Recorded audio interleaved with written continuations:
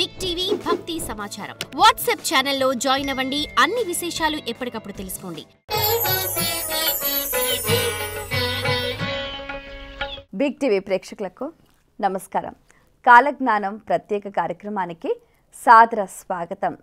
అనంతమైనది, అద్వితీయమైనది కాలం. కాలానుగుణంగా ఎన్నో మార్పులు వస్తూ ఉంటాయి, ఎన్నో అద్భుతాలు కూడా జరుగుతూ ఉంటాయి. ఇలాంటి విషయాలకు సంబంధించి సవివరంగా అన్ని విషయాలు తెలియచేయడానికి ప్రముఖులు మనతో పాటు ఉన్నారు. శ్రీ శ్రీ శ్రీ వీరధర్మజ పీఠాధిపతులు శ్రీ శ్రీ శ్రీ వీరధర్మజ స్వామీజీ గారు. వారితో మాట్లాడి మరిన్ని విషయాలు వారి మాటలు తెలుసుకుందాం. ఈనాటి కార్యక్రమాన్ని ప్రారంభిద్దాం. నమస్కారం అండి. హరి ఓం. మనం గమనిస్తే కాలజ్ఞానం అనేది శ్రీ శ్రీ శ్రీ పోతులూరి వీరబ్రహ్మేంద్ర స్వామి గారు మనకు అద్భుతంగా అందించిన ఒక అపురూపమైన కావ్యం అని చెప్పుకోవాలి. ప్రస్తుత కాలంలో మనం గమనిస్తే చాలా వరకు అవి నిజం అవుతున్నాయి. వీటి వెనకాల ఉన్న వాస్తవం ఏంటి మీ మాటల్లో? శ్రీ గురుభ్యో నమః. విరాట్ పద విఖ్యాతం సిద్ధానంద ప్రదాయకం కాలజ్ఞాన ప్రవక్తారం వీరబ్రహ్మం గురుంభజే. సమస్త భూమండలానికి ఆధారభూతమైనటువంటి సర్వేశ్వర ప్రతిరూపమే వీరబ్రహ్మేంద్ర స్వామి వారిగా మనకు కాలజ్ఞానంలో వారు చెప్పారు. ఎప్పుడైతే ఈ కలియుగం 5125 సంవత్సరం వస్తుందో అప్పటి నుండి నా యొక్క కాలజ్ఞానము తూచా తప్పకుండా చెప్పింది చెప్పినట్టు జరుగుతుంది అని చెప్పారు. అయితే దానికి ఒక శ్లోకం ఆధారంగా ఇచ్చారు. వారు ఏమన్నారంటే, నందనందనకు మధ్య నేనుద్భవింతును, కాశ్మీర దేశమున నమ్మండయ, వింధ్యా పర్వతమున విద్యలే నేర్తును, నందికొండలోన స్థిరముగా నిలుతును అన్నాడు. నంద అంటే 2012లో వచ్చింది. ఆనందనామ సంవత్సరం 2034 మధ్యలో వస్తుంది. ఇది తెలుగు వాళ్లకు, తెలుగు సంవత్సరాలు చేసుకునేటువంటి పండితులకు అందరికీ ఇది అర్థమవుతుందని వారు చెప్పారు. 2012లో ఈ దేశము 2012కు ముందు వేరు, 2012 తర్వాత మన దేశ భవిష్యత్తు వేరు. మీరు ఆలోచన చేయండి. కాశ్మీర దేశమున అన్నారు. కాశ్మీర్ అనే పదాన్ని కావాలని అంతలో పెట్టారు వారు. కాశ్మీర్లో 370 జీవోను చాలామంది 70 సంవత్సరాల నుంచి కొట్లాడిన వాళ్ళు కూడా ఏం చేయలేకపోయారు. సైలెంట్గా ఆ జీవో మార్పులు జరిగేది. అది ఎవరి వల్ల మీకు తెలుసు, నేను చెప్పాల్సిన అవసరం లేదు. అది కాశ్మీర దేశమున నమ్మండయ, వింధ్యా పర్వతం. వింధ్యా పర్వతాలు ఎక్కడున్నాయి? గుజరాత్కు అటు ఇటు మధ్యలో వింధ్యా పర్వతాలు ఉన్నాయి. వింధ్యా పర్వతంలో విద్యలే నేర్తును, నందికొండలో ఉన్న స్థిరముగా నిలుతున్నాను. నందికొండ అంటే నాగార్జున సాగర్లో కూడా నందికొండ ఉంది, శ్రీశైలంలో కూడా నందికొండ ఉంది. తర్వాత చిక్కబల్లాపురం నందికొండ ఒకటి ఉంది. అక్కడ ఆ యొక్క కొండలో వారు, అది ఎక్కడ? బెంగళూరు. కర్ణాటకలో ఉన్నటువంటి ఆ చిక్కబల్లాపురంలో నందికొండకు మళ్ళీ నేను వస్తానన్నాడు. ఇప్పుడు కర్ణాటక పరిస్థితి ఏమిటి మీరు చూడండి. కర్ణాటకలో ఇంత మనం మాట్లాడుతున్నాము హిందూ ధర్మం గురించి. కర్ణాటకలో ఏ ప్రభుత్వం వచ్చింది? హిందువులు ఎక్కడ ఉన్నదంతా. నాలాంటి పీఠాధిపతులు 300, నాకు తెలిసి 3,000 మంది ఎంతో ఉన్నారు. అంతమంది ఉన్న దగ్గర ప్రభుత్వం ఎందుకు మారింది? హిందూ ధర్మాన్ని కాంక్షించే పీఠాధిపతులే ప్రభుత్వాన్ని కావాలని తెచ్చుకున్నారు. అక్కడ నుండి నేను వస్తానన్నాడు ఆయన. అంటే అర్థం ఏమిటి? అక్కడ జరిగేటువంటి అరాచకాలను ఖండన చేయడానికి వస్తానన్నాడు. వారు పుట్టిందే మత సామరస్యాన్ని తీసుకురావడానికి వచ్చారు. నవాబుల టైంలో 1608లో వారు జన్మిస్తే 1625 మధ్యలో శ్రీరామదాస్ శ్రీరామదాస్ వారు వస్తే అప్పుడే రాఘవేంద్ర స్వామి వారు వచ్చారు. అదే టైంలో వేమన వారికి వీరికి సమకాలీకుల సమయంలో వీరు ఒక సామాన్యులకు అర్థమయ్యే భాషను పద్య రూపంలో ఇచ్చారు. మన తెలుగు సమాజం వారిని 75% మర్చిపోయిందని నేనంట. అన్ని టీవీ ఛానల్స్ కూడా. నేను ఉన్నది చెప్పాలి కాబట్టి చెప్తున్నా. నాకు ఎవరి మీద కోపం లేదు. ఇప్పుడు సంస్కృతం తెలుగే సరిగా రాని ఈ యొక్క జాతికి సంస్కృతం అర్థమవుతుందా? మీరు చెప్పండి. ఊళ్ళో పూజారి సంస్కృతంలో చదువుతాడు, భగవద్గీత సంస్కృతంలో ఉంది, రామాయణం సంస్కృతం నుంచి తెలుగుకు అనువదించారు. నేనేమంటున్నా, ఒకప్పుడు ల్యాండ్ ఫోన్ వాడారు, తర్వాత పేజర్ వచ్చింది, తర్వాత ఫోన్ వచ్చింది పెద్దది, బిగ్ సైజ్, ఆ తర్వాత ఇప్పుడు స్మార్ట్ ఫోన్ వచ్చింది. మరి దీనిలో మార్పు వచ్చినప్పుడు దానిలో ఎందుకు మార్పు చేయడం లేదు హిందువులు, గురువులు? నేను అడుగుతున్నా. వారు చెప్పారు. వేమన పద్యం మీరు విన్నారు కదా. సామాన్యుడికి అర్థమయ్యేటువంటి సరళ భాష ఆటవెలిది రూపంలో ఉంది. ఉప్పు కప్పూరంబు నొక్క పోలిక నుండు, చూడ చూడ రుచుల జాడవేరు, పురుషులందు పుణ్య పురుషులు వేరయ, విశ్వదాభిరామ వినురవేమ. ఇప్పుడు మీలాంటి చదువుకున్న ఈ ఏజ్లో ఉన్న వాళ్ళందరికీ పద్యం తెలుసు. అలానే వారు ఇంకొక మాట కూడా అన్నారు. ఎద్దుకైన గాని ఏడాది తెలిపిన మాట తెలిసి నడుచు మర్మమెరిగి 30 ఏండ్లకైన ముప్పు తెలియగబోడే విశ్వదాభిరామ వినురవేమ. ఇది అందరికి పడ్డ దెబ్బ ఈ రెండిట్లలో. మీకు ఇది కనుక అర్థమైతే ఒక ఎద్దుని తీసుకొచ్చి ఏడాది పాటు ఒక దగ్గర కట్టేస్తే సంవత్సరం తర్వాత యజమాని వెళ్ళి ఇక్కడ రా అక్కడ కూర్చో అని చెప్పాల్సిన అవసరం లేదంట. సమయానికి అక్కడికి వచ్చి మేత తిని అవసరమైతే అక్కడ పాలిచ్చి పేడేసి వెళ్ళిపోతుంది. కానీ మూర్ఖుడు ఎవడైతే మానవుడిలో మూర్ఖత్వం ఎక్కువైంది కలియుగంలో. ఎందుకు ఎక్కువైందంటే మాకు అన్నీ తెలుసు, సర్వశాస్త్రాలు ఆచరిస్తూ గోచరిస్తున్న వాళ్ళందరికీ నేను ఒక్కటే సవాల్ చేస్తున్నాయి ఈ సందర్భంగా. భగవద్గీత ఇవాళ నరేంద్ర మోడీ గారు ప్రపంచ దేశాలకు ఎందుకు ఇస్తున్నారమ్మా చెప్పండి? శ్రీకృష్ణవాడు గొల్లకులంలో పుట్టాడైనా కాదు కదా. శ్రీకృష్ణవాడు లేదా బాలగుడైనా, లేదా వెన్నను తిన్నాడైనా, లేదా గోలను కాశాడైనా కాదు.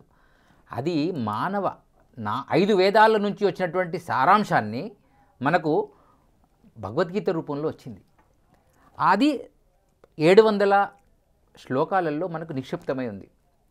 ఈ 700 శ్లోకాలను చదివితే ఈ వేదాలను చదివినట్టే అనే ఆధారంగా ద్వాపరయుగ ఆధారభూతంగా దాన్ని మనం అందజేస్తున్నాం. రామాయణాన్ని ఎందుకు ఇస్తలేం? రామాయణంలో కష్టాలు కూడా ఉన్నాయి, సుఖాలు కూడా ఉన్నాయి, ఇబ్బందులు కూడా ఉన్నాయి. రామాయణాన్ని కూడా ఎందుకు ఇస్తలేం మనం? భగవద్గీత ఎందుకు ఇస్తున్నాం అంటే భగవద్గీత మానసిక విద్యలో నిన్ను లీనం చేయడానికి పనికొస్తుంది. అంటే నువ్వు అవసరమైతే యుద్ధానికి సిద్ధం కావచ్చు, దాని ద్వారా అవసరమైతే మోక్ష మార్గాన్ని కూడా కాంక్ష తీసుకునేటువంటి పరిస్థితి దానిలో ఉంది అనమాట. 2 రకాలు ఉన్నాయి. సో భగవద్గీతను అందరికీ ఇవ్వడం జరిగింది. ఇప్పుడు కలియుగంలో ఏమి ఇవ్వాలి మీరు అడగాలి. ఎందుకు చెప్తున్నా కలియుగంలో ఇవ్వాలంటే, కలియుగంలో ఇప్పుడు ఎక్కువగా అందరు నేర్చుకునే భాష ఏంటి? ప్రపంచం మొత్తం ఇంగ్లీష్. ఇంగ్లీష్ ప్రపంచం మొత్తం ఇంగ్లీష్ మాట్లాడితేనే వాడికి అర్థమవుతుంది. తెలుగు వాళ్ళకి తెలుగు మాట్లాడితే అర్థమవుతుంది. భారతదేశ వ్యాప్తంగా మాట్లాడాలంటే హిందీ మాట్లాడితే అందరికీ అర్థమవుతుందని ఒక భాష. కొన్ని ఏరియాల్లో ఈ హిందీని కూడా తమిళనాడులో వెరకిగా చూసేవాళ్ళు కూడా ఉన్నారు. నేను ఏమంటున్నా అంటే హిందీ రాజభాష. ఆ హిందీయే భగవద్గీతలో సంస్కృతంలో ఉంది. సో ఇంతవరకు బాగుంది. ఇప్పుడు తెలుగు ప్రపంచం అంతా లేదు, కానీ కాలజ్ఞానం మాత్రం చెప్పింది ప్రపంచంలో కలియుగంలో ఎవరయ్యా అంటే వీరబ్రహ్మేంద్ర స్వామి. అది కడప. మనకు మొన్నటి వరకు ఆంధ్ర తెలంగాణ కలిసి ఉన్నటువంటి ప్రాంతాల్లో ఆయన పుట్టింది ఎక్కడ తెలుసా? కాశీలో. అక్కడి నుండి ఆయన చిక్కబల్లాపూర్ ఏదైతే నేను అన్న నందికొండ ఉందో అక్కడికి వచ్చి యనమల వీరభోజయాచార్యులు వీరపాపమాంబకి పెంచుకున్న కొడుకు ఆయన. అసలు తల్లిదండ్రులు వారు ఎక్కడైతే పుట్టారో అప్పుడే వారు కనుమరుగైపోయారు. వారు ఎందుకంటే వారిది అవతారం అనేది ఇవన్నీ అవతారాలు, మనవి కూడా అవతారాలే. కానీ ఇప్పుడు చాలా అవతారాలు అన్ని అవతారాలు 11 అవతారాలు లేవు కదా. వీరబ్రహ్మేంద్ర స్వామి అవతారం కూడా 10 అవతారాలు లేదు, ఆయన 11 అవతారం. ఆయన చెప్పాడు డైరెక్ట్గా, నేను ఉద్భవిస్తానన్నాడు. నందికొండలోన స్థిరముగా నిలుతునన్నాడు. అంటే కర్ణాటకలో నుండి ఆయన మనకు వస్తున్నాడు అని మనం అనుకోవాలి, లేదా శ్రీశైలం నుంచి వస్తున్నాడు అనుకోవాలి, లేదా నాగార్జున సార్ నుండి వస్తాడు అక్కడే ఉంటాడు అక్కడి నుంచి మొదలవుతుంది అని అనుకోవాలి. ఇది ఆయన ఇచ్చిన మనకు సూచన. శ్రీకృష్ణ వారు భగవద్గీతలో ఏమన్నారు? యదా యదా ఈ ధర్మస్య గ్లానిర్భవతి భారతే అన్నాడు. అవునా? అంటే ఎప్పుడైతే ధర్మానికి హాని కలుగుతుందో ఆ సందర్భాల్లో నేను పరమపురుషులను పంపిస్తూ ఉంటా, లేదా అవసరమైతే నేనే వస్తానన్నాడు. కానీ నేనేమంటున్నానంటే ఏ సమయంలో ధర్మానికి హాని కలిగినా, అంటే ఎవరైతే రాక్షసులను చంపడానికి దేవతలు పెద్ద వాళ్ళని చంపడానికి అమ్మవారే బయటకు వచ్చింది మీరు చూడండి. అవును, అది మాత్రం అందరూ ఒప్పుకోవాలి. ఒప్పుకోకపోతే కూడా ఇబ్బంది ఉంటుంది. కాలజ్ఞంలో ఉంది అది. తల్లిదండ్రి గురువు దైవం మూలందునా, తల్లిదండ్రి గురువు దైవం మూలందున, తల్లి పూజ్య ముఖ్యమెల్లరకును, సృష్టికంతటికి నీ స్త్రీ ప్రధానము గదా, కాళికాంబహం స కాళికాంబ. సాక్షాత్తు వీరబ్రహ్మేంద్ర స్వామి వారే తల్లిని గురించి చెప్పాడు. ఊరికి ఏదో ఒక అవసరానికి చెప్పలే. చూడండి, మనం టీవీలలో చూస్తుంటాం, ఒక కుందేలు తన పిల్లల్ని గూటిలో దాపి మట్టి పోసి మళ్ళీ సమయానికి పిలుచుకుంటుంది, మళ్ళీ దాన్ని సేఫ్టీ చేస్తుంది. దానికి ఎవడిచ్చాడు జ్ఞానం? కేవలం తల్లి మాత్రమే ఉంటుంది అక్కడ. కుక్క తన పిల్లల కోసం రోడ్డు మీద ఏమైనా యాక్సిడెంట్ అయితే తండ్రి కనబడాడు, తల్లి చాలా ఇబ్బంది పడుతుంది. ఆవు లేకదూడ చూడండి ఆ పిల్ల కోసం అందుకే తల్లికి మొదటి ప్రాధాన్యత ఈ భూమి పైన ఉంది అని వీరబ్రహ్మేంద్ర స్వామి స్వయంగా చెప్పారు. వారు త్రికాల జ్ఞాని కాబట్టి వారి మాటలు ఖచ్చితంగా వినాల్సిందే. వినకపోతే ఒక లెక్క, వింటే ఒక లెక్క. కరోనా 350 సంవత్సరాల క్రితం వారు మంచిగా రాసి పెట్టారు. మనకు 1980-81 ప్రాంతంలో ఈ యొక్క గ్రంథాలు బయటకు వచ్చినాయి. అంటే తాళపత్రాలు ఉన్నాయి, వాటిని బయటికి తీసి ప్రజలకు ఇచ్చడానికి అక్కడున్న మఠాధిపతులకు అంత సమయం పట్టింది. అంటే అది దాన్ని తిరిగి ఎత్తి రాయడం అంతా కావాలి కదా. సో వచ్చి 81 నుంచి ఇప్పుడు మనం 91, 2001, 2021, 24లో ఉన్నాం. అంటే 4-10-40. ఇప్పుడు ఏం జరిగింది మనకు ఆలోచన చేయండి. ఆ 350 సంవత్సరాల కింద కరోనా వస్తుందని తెలిస్తే కొంతమంది పండితుల రూపంలో ఉన్న పామరుల వల్ల, నేను చెప్తున్నా ఇదే కదా, ఈ యొక్క రహస్యం బయటికి రాకపోవడం వల్ల ఈరోజు 150 కోట్ల భారతీయులతో పాటు ప్రపంచంలో 700 కోట్ల చిల్లర దాటినటువంటి జనాభా అందరికీ మాస్క్ పెట్టే రోగం వచ్చింది. దాన్ని కరోనా అన్నారు. అది ఈశాన్య నుండి విషగాలి వీచెను అని చెప్పారు. ఈశాన్య విషగాలి ఇదివరకు మనకు భూపాల్లో వచ్చింది ఒక గ్యాస్ లీకేజ్ అయినప్పుడు. అప్పుడే అనుకోవచ్చుగా, అది అక్కడ మాత్రమే జరిగింది. కానీ అక్కడ యజ్ఞం చేసిన వాళ్ళు మాత్రమే బతికారు, మిగతా వాళ్ళందరూ చనిపోయారు. అది మనం విన్నాం. కోరంకి అయిన జబ్బు 1 కోటి మందికి తగిలి లక్షలాది ప్రజలు చచ్చేరు అని డైరెక్ట్గా చెప్పారు వారు.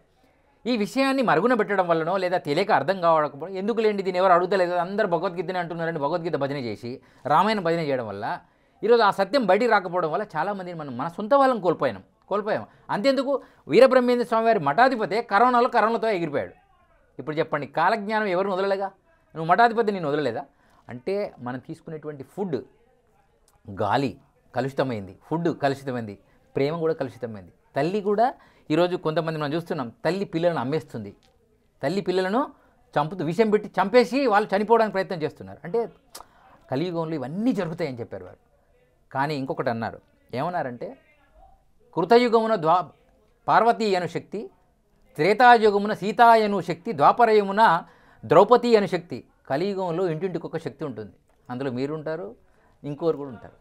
అంటే ఇంటికి ఒక శక్తి ఉంటుంది. ఆ శక్తి ద్వారానే ఆ ఇల్లు అంతా నడుస్తుంది. ఏమాత్రం తేడా వచ్చినా టీవీలలోకి వెళ్ళి రీల్స్ అన్నీ బయటకు వస్తాయి. మీరు ఆలోచన చేయండి. నేను ఇంతకంటే ఎక్కువ చెప్పా. ఈ కలియుగంలో అటువంటి సమస్య ఉంది. సో అందరికీ ఆ శక్తి వచ్చింది. కానీ ఇప్పుడు మనుషులకే శక్తి హీనమైపోయారు భోజనాల వల్ల. భోజనము, గాలి కూడా ప్యూరిఫై ఎక్కడుంది చెప్పండి. ఈరోజు నేను ఒకటిసారి దేశం కోసం మాట్లాడతా. దేశంలో 150 కోట్ల భారతీయులు ఉన్నారు. ఇప్పుడు 150 కోట్లలో ఒక 50 కోట్ల మంది మీలా బొట్లు పెట్టినా, వేషాలు వేసినా, మీలోని ఏదో రకంగా కనుమరుగు చేయడానికి వాళ్ళు చాలా మత మార్పిడి ప్రయత్నాలు, కొట్టి కోచి చంపేటువంటి ప్రయత్నాలు బంగ్లాదేశ్తో పాటు మన దేశంలో చాలా జరిగినాయి.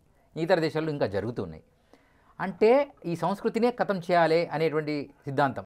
నేనేమంటున్నా, సనాతన ధర్మం అనేది ప్రకృతి జీవన విధానం.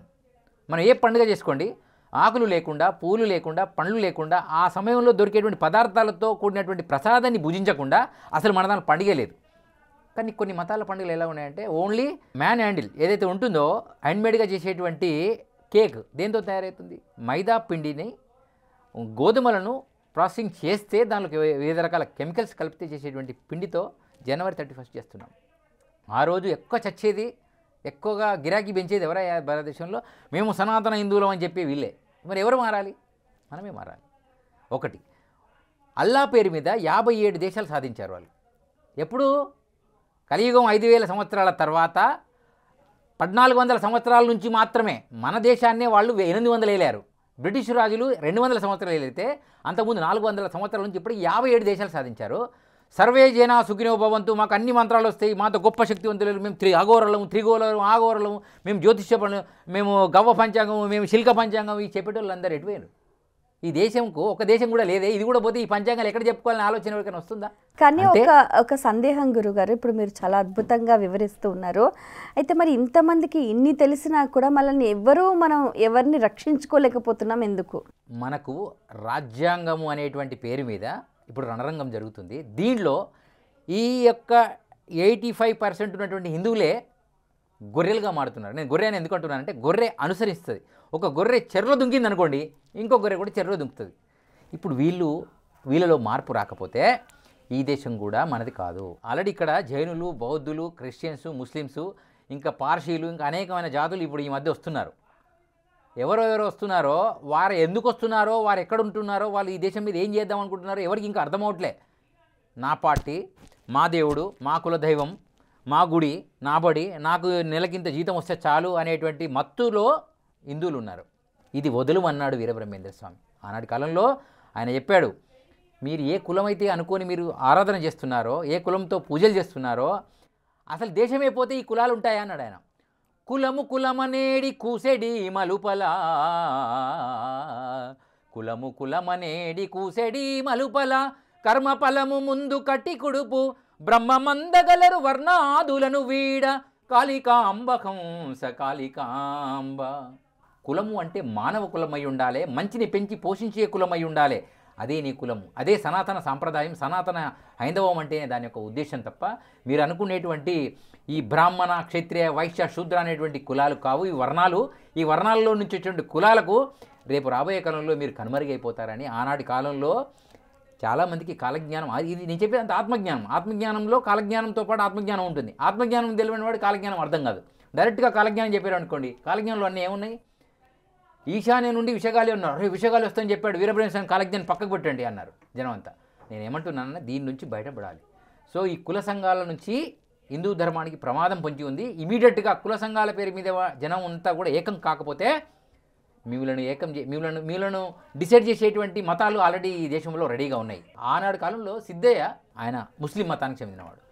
తన యొక్క మంచి మాటలు విని 12 సంవత్సరాలు గురుపాద సేవ చేసి కులం తిట్టింది తన సొంత కొడుకులు కూడా, మా కులం కాదు, నువ్వు మా ధర్మం కాదు, నువ్వు వెళ్ళిపో, నవాబులు మమ్మల్ని కొడతారు తిడతారని భయపెట్టిస్తే కూడా సస్తి ఇక్కడ చస్తాను కానీ నేను ఆ మతంలోకి వెళ్ళను. నేను గతంలో అంటే 1400 సంవత్సరాల క్రితం మేమంతా హిందువులమే, నేను ఇక్కడే ఉంటా శరణాగతి అన్నారు. ఈరోజు ముడిమాల గ్రామంలో సిద్ధయ్య మఠానికి, వీరబ్రహ్మేంద్ర స్వామి మఠానికి 13 కిలోమీటర్ల దూరంలో ముడిమాల గ్రామంలో ఒక అయోధ్య లాంటి దేవాలయం నిర్మాణం చేశారు. పాలరాతితో కట్టారు. ఈ మఠంలో కూడా అంత పెద్ద దేవాలయం లేదు, 3.5 కోట్లు పెట్టి కట్టారు వాళ్ళు. వాళ్ళకు మనం చప్పట్లు కొట్టాలి. అదే మఠంలో అదే పాత రేకుల డబ్బా అక్కడే ఈ కాలజ్ఞాన పత్రాలు కూడా బయటికి రాకుండా చేసేటువంటి ప్రయత్నాలు అక్కడ ఉన్నటువంటి మఠాధిపతులు శీర్షిక తీసుకున్నారు. ఈరోజు హనుమాన్ చాలీసా ఎక్కడంటే అక్కడ దొరుకుతుంది కదండి, భగవద్గీత ఎక్కడైనా దొరుకుతుందా, రామాయణం దొరుకుతుంది కదా, అయ్యప్ప స్వామి దీక్ష బుక్ దొరుకుతుంది కదా. మరి వీరబ్రహ్మేంద్ర స్వామి కాలజ్ఞానము ఎందుకు బయటికి రాలేకపోతుంది అంటే దీనికి ఎవడో దరిద్రుడు కంకణం కట్టుకున్నాడు. ఆ దరిద్రుడు మఠంలో ఉన్నాడా, మఠం బయట ఉన్నాడా నాకు తెలియదు, కానీ దానికి మాత్రం సనాతన హిందూ సంఘాలు అనేవాళ్ళు ఫస్ట్ కాలజ్ఞానాన్ని బయటికి తెచ్చేటువంటి ప్రయోగం చేయాలి. నేను ఇక్కడ భగవద్గీతను 14 అంటే ఒక 114 శ్లోకాలతో ఒక గీతా జయంతి 2 సంవత్సరాల కింద ఒక మీటింగ్ పెట్టారు. దానికి గోవిందగిరి మహారాజు గారే ముఖ్య అతిథి, చిన్నజీవర స్వామి వారు వచ్చారు, వారు కూడా వచ్చారు, మేము కూడా ఉన్నాం. నేనేమంటున్నా, పనికి మాలిని అని కొన్ని పక్కకు పెట్టి ఇప్పుడు ప్రస్తుతం అవసరమైన విషయాలను మాట్లాడాలి. ఇప్పుడు మీరు అన్నారు ఈ 4 సందర్భాల్లో శివరాత్రి ప్రోగ్రాం ఉందండి, దాని గురించి మాట్లాడాలండి. శివరాత్రి ప్రోగ్రాంలు ఇప్పటికీ ఇన్ని చేశారు దేశం అంతా, మళ్ళీ మీరేం చేస్తున్నారు అంటే కేవలము శివరాత్రి గురించి మర్చిపోకుండా ఉండే కొత్త విధానాన్ని మీరు అమలు చేస్తున్నారు. నేనేమంటున్నానంటే కలియుగంలో ఏమవసరం, ఇప్పుడు మీరు ఆర్ఎస్ఎస్ ఉండొచ్చు, బీజేపీ ఉండొచ్చు, విశ్వ హిందూ పరిషత్ ఉంటే హిందువులు అయ్యి ఉండొచ్చు. మీరు మీ పిల్లల్ని ఎలా జాయిన్ చేస్తారు తెలుసా? ఎస్టీ ఆంటోనీ, ఫాదర్ స్కూలు, చెప్పేదేమో బయట నీతులు. నేను అడిగేది ఏంటంటే ఫస్ట్ వీళ్ళు మారాలి. అయితే ఇప్పుడు మనుషులు మారాలంటారు, మనుషులు కాదు, మేము హిందువులు అని చెప్పేవాడు ఫస్ట్ మారాలి. ఎందుకంటే వీడు 75% ఉన్నాడు, 75 రకాల పార్టీలకు ఓట్లు వేస్తున్నారు, 75 రకాల రోగాలు వీళ్ళ దగ్గర ఉన్నాయి, 75 రకాల దేవతలు వీళ్ళ దగ్గర ఉన్నాయి. వీడు ఒక దేవుని మొక్కడు, ఒక దేశం లేదు, 33 కోట్ల దేవతారాధనలు, కనీసం 3 మొక్కుదాం చూసుకుందాం. సరే మనమే మాట కానీ రాముని మొక్కుదాం, రైట్, మీకు ఇష్టమేనా? మీరు దత్తాత్రేయ అంటారు, ఆయన శివుడు అంటాడు, ఈయన అమ్మవారు అంటాడు, ఆయన రాముడు అంటాడు, ఇంకో ఆయన ఆంజనేయ స్వామి అంటాడు, ఇంకో ఆయన అయిన వాళ్ళు మళ్ళా అంటాడు, ఈయన కొమరెల్లి మళ్ళా. ఇవన్నీ దైవమో దరిద్రమో నాకైతే తెలియదు, కానీ హిందువులకు మాత్రం ఇది మాత్రం చాలా గ్రహచారమే. నేను చెప్తున్నా. వాడు అల్లా పేరు మీద 57 దేశాలు సాధించాడు, కేవలం 5 నుంచి 6, 7 సార్లు. ఇప్పుడైతే 7 సార్లు అంటూ రోజు అల్లా అని 7 సార్లు అంటున్నారు వాళ్ళు. 7 సార్లు అల్లా అని 5 నిమిషాలు అంటున్నారు. కానీ నువ్వు బోనాల పండుగ వస్తే గంటలు డీజేలు పెట్టి చంపేసడమే, బతుకమ్మ పండుగ వస్తే డీజే పెట్టడమే, చచ్చిపోతే కూడా డీజే పెట్టడమే, చివరికి పెళ్ళి అయితే డీజేని, రిసెప్షన్ అయితే కూడా డీజేని పెట్టి అర్థం కాకుండా చేస్తున్న సమాజం కేవలం హిందువులు మాత్రమే. గురుగారు, ఇప్పుడు ఈ కాలజ్ఞానం తెలుసుకోవటం ప్రస్తుత సమాజం ఎంతవరకు అవసరం? కాలజ్ఞానం అవసరమా, ఆత్మజ్ఞానం అవసరమా? ఆత్మజ్ఞానంతో పాటు కాలజ్ఞానం కావాలి. ఎందుకంటే అన్నం ఒకటే ఉంది, తినగలరా? ఒక 2 బుక్కలు తినగలరు, కానీ దానికి చట్నీయో మిరప్పొడో ఏదో ఒకటి కర్రీ దాంతో కావాలి కదా. అదే ఆత్మజ్ఞానం లాంటిది. నీకు దేవుడు ఎవరో తెలియదు, తెలుసు, నువ్వు ఏ దేవుని మొక్కినా మొక్కొచ్చు. ఆయన అన్నాడు వీరబ్రహ్మేంద్ర స్వామి, రూపరహితునకు రూపము గల్పించి. దీని అర్థం మీరు బాగా అర్థం చేసి, సామాన్య భాష ఇది. రూపరహితునకు రూపము గల్పించి కర్మకాండ పెంచి కలుషమతులు ధర్మ మార్గములను ధ్వంసంబు చేసిరి కాళికాంబహంస కాళికాంబ. రూపము లేని భగవంతుడికి అనేక రూపాలు సృష్టించింది ఎవరు? సనాతన హిందూ ధర్మంలో నీలాంటి గురువులే. ఇప్పుడు ప్రమాదంలో ఎవరు పడ్డారు చెప్పండి? మనమే పడ్డాం. సరే గొప్పదే, నేను కాదని అనడంలే, కానీ ఆ గొప్పతనాన్ని ఇప్పుడు సమాజానికి విప్పి చెప్పాలి. ఈ జనరేషన్ వేరు, ఇది నానో జనరేషన్. మీరు చూసుకోండి, నువ్వు చెప్తే ఎవరు వినరు. ఇప్పుడు ఈ రుద్రాక్షలో పవర్ ఉందంటే ఏం చెప్తారంటారు. నేనన్నా ఇది సాక్షాత్తు శివుడి కంట్రోల్లో నుంచి వచ్చిన రుద్రాక్ష అనే కజడాల నుంచి అని మనం చెప్తున్నాం. ఇది ఫ్యాన్కు ఏదైతే ట్రాన్సిస్టర్ ఉంటుందో దానిలాగా పనిచేస్తుంది. ఎప్పుడు నువ్వు నిత్యం జపం చేసినప్పుడే. నిజంగా సప్తకోటి మంత్రాలు ఉన్నాయి కదా హిందువులకు. ఒక్క మంత్రం పాకిస్తాన్ మొత్తం సర్వనాశనం అయిపోయి అందరూ సాధువులందరూ మంత్రం చేయమనండి. నేను ఈ టీవీ ద్వారా చెప్తున్నాను. రేపు కుంభమేళకు పోయేది అందుకే. ఇప్పుడు వాళ్ళు ఎంత పెద్ద జుట్టు పెంచుకున్నారు, ఎంత రుద్రాక్షలు వేసుకున్నారు, ఎంత విభూతి పూసుకున్నారు అనేది తర్వాత కదా. వాళ్ళు అందరూ కలిసి ఒక శక్తి, ఇప్పుడు ఒక శక్తి ఏకమవుతుంది కదా, అక్కడ ఒక తీర్మానమే మాటే మంత్రం కావాలి. ఆ సప్తకోటి మంత్రంలో ఒక్క మంత్రం వాడదాం, అందరం అదే వాడదాం, రామ మంత్రం వాడదాం. కానీ వీరభద్ర ఆ మాట చెప్పాడు. ఈరోజు విశ్వ హిందూ పరిషత్ కానీ ఆర్ఎస్ఎస్ కానీ మీరు కానీ నేను కానీ జై శ్రీరామ్ అనడానికి కారణం ఏంటో తెలుసా? అది కాలజ్ఞానమే. నేను చెప్తా. చెప్పలేదంటనక పొయ్యేరు నరులార గురుని చేరి మొక్కితే బ్రతక నేర్చేరు. ఇప్పుడప్పుడనగరాదు ఎప్పుడో ఏ వేలనో మరి గుప్పు గుప్పున దాటిపోయేడు గుర్ర పడుగులు ఏరు పడును. చెప్పలేదంటనక పొయ్యేరు నరులార గురుని చేరి మొక్కితే బ్రతక నేర్చేరు. రామ రామ ఎనని వారలు రాలిపోదురు కాలిపోదురు. చెప్పలేదంటనక పొయ్యేరు నరులార గురుని చేరి మొక్కితే బ్రతక నేర్చేరు. ఇది కాలజ్ఞానంలో ఆయన తత్వంలో రాశాడు. రామరామ అని ఎవడంటలే హిందువులలో 50% అనడం లేదు తెలుసా మీకు? 50 అనరు వాళ్ళైతే మొత్తానికి అనడం లేదు. ఎవడైతే రామరామ అనడం లేదు అంటే రామరామ అంటే భగవంతుని ఎవడైతే సనాతన హిందూ ధర్మంలో భగవంతుడిని ఆరాధించడం లేదో వాడు మతాలు మారుతూ ప్రాబ్లం చేసుకుంటున్నాడో వాళ్ళకు మరణ శాసనం అని రాశారు. కాలజ్ఞంలో ఉంది. రామరామ రాలిపోదురు కాలిపోదురు అన్నాడు. బాంబులు వేస్తే మొత్తం పేలిపోతాడు. డైరెక్ట్ కాలజ్ఞంలో అదే విషయం చెప్తున్నాను నేను మీకు. మరి ఇప్పుడు మన దగ్గర ఒకప్పటి సామాగ్రి లేదు. అప్పుడు లక్ష్మీ బాంబులు ఉండే, ఇప్పుడు లక్ష్మీ బాంబులు కాదు, ఆటం బాంబులు తయారైనాయి, దుర్గి తయారైంది. చూసుకోండి మీరు, ఈ మధ్య బాహుబలి తయారైంది. వీటికన్నా కూడా ప్రమాదకరమైంది మానవ బాంబు. నేనేమంటున్నా, ఇది నాలుకతో ఇప్పుడు నేను ఏదో అన్నాను అనుకోండి, ఎవరైనా తిట్టాను, నీకు నచ్చని వాళ్ళనో లేదైతే నచ్చను, నరేంద్ర మోడీని తిట్టాను అనుకోండి, నరేంద్ర మోడీ భక్తులంతా నా మీద యుద్ధానికి వస్తారు. చిరంజీవిని తిట్టాను అనుకో, చిరంజీవి వస్తాడు. అట్లా ఎవరిని తిడితే వారికి కోపం వస్తుంది తప్ప దేశాన్ని తిడితే ఎవరికి కోపం వస్తలే. ఆ కులాన్ని ఎవరైనా తిడితే ఇమ్మీడియట్గా రాత్రి యుద్ధానికి వస్తున్నారు. నేనేమంటున్నా, ఈ దేశం మీద అయోధ్యలో రాముడు ఆయన బతికున్నప్పుడు అంటే ఆయన యొక్క శరీరంతో ఉండి ఎప్పుడైతే త్రేతాయుగంలో అడవుల్లో ఇబ్బంది పడ్డాడో, ఉండి రాజ్యం ఉండి ఇబ్బంది పడ్డాడు. స్వతంత్రం వచ్చినాక 75 సంవత్సరాల తర్వాత వాళ్ళు వేసే కేసుల వల్ల 500 సంవత్సరాలు పట్టింది రాముడికి దేవాలయ నిర్మాణం చేయడానికి. ఇది సిగ్గుచేటే. ఇంకా 49,999 దేవాలయాల నిర్మాణం కావాల్సింది. శంబల మీరు విన్నారామన్నా? నేను ఎక్కడి నుంచి వస్తానంటే శంబల అనేటువంటి కార్యక్రమం నుంచి నేను వస్తానన్నాడు ఆయన. దాన్ని ఎవరు వెలికి తీశారు? యోగి గారు తీశారు. ఆ రూపంలో నేను వస్తానన్నాడు. వీరులు యోగులు భోగులు వసంతులు అంటే వీరభోగ వసంతరాయుడుగా నేను వస్తానన్నాడు. అంటే వీరులు అంటే ఎవరు? ఆర్మీ తన వెంట ఉంటుందట. ఈరోజు మోడీ గారు ఏం చెప్తే అదే ఆర్మీ వేసేయమని చెప్పాడు డైరెక్ట్గా. యోగి గారు ఏం చెప్తే అదే. యోగులు భోగులు అంటే ఎవరో తెలుసా? ముఖేష్, అదానీ, టాటా, బిర్లా కోట్ల అధిపతులు వాళ్ళు కూడా మూసుకొని ఆయనకు దండం పెట్టే పరిస్థితి వస్తుంది అన్నాడు. రెండోది ఏమైంది? వీరులు భోగులు యోగులు యోగి సాధులు 7,000 మందిని అయోధ్యకు సాధులను పిలిచారు, వివిధ సాంప్రదాయ వాళ్ళందరినీ. అందులో నేను కూడా ఒకరిని.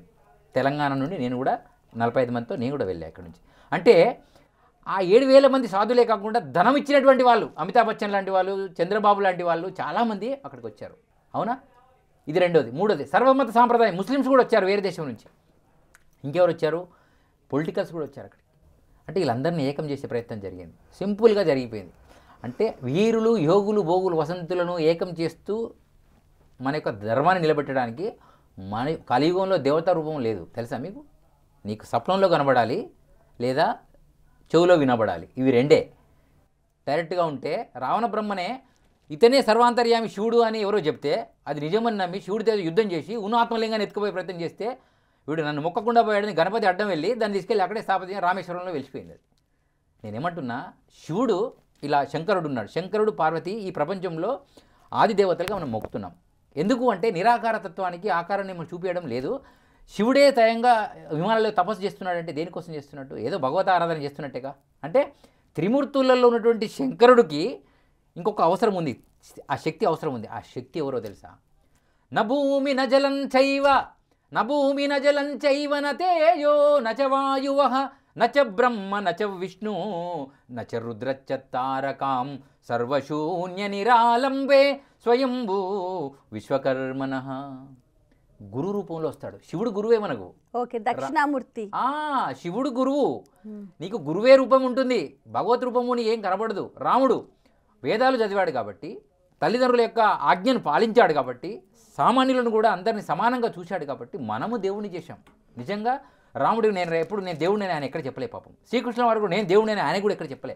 మనం ఆయన చేసిన లీలలు, ఆయన చేసిన మంచి కార్యాలు, ఆయన ఆవులను కాపాడాడు కాబట్టి ఆయన మన దేవుడుగా, ఆ రాక్షసులను సంవరించాడు కూడా ఆయన దేవుడిగా మనం మొక్కుంటూ వచ్చాం. చాలా సంతోషం అండి, మీ అమూల్యమైన సమయాన్ని కేటాయించి ఎన్నో విషయాలు వివరంగా మా అందరికీ తెలియచేసి ఎంతో చైతన్యాన్ని కలిగించారు. ధన్యవాదాలు. వీక్షించారు కదండి, ఇది ఇవాల్టి మన ప్రత్యేకమైన కార్యక్రమం. మరో కార్యక్రమంలో మళ్ళీ కలుసుకుందాం. అంతవరకు సెలవు. నమస్కారం.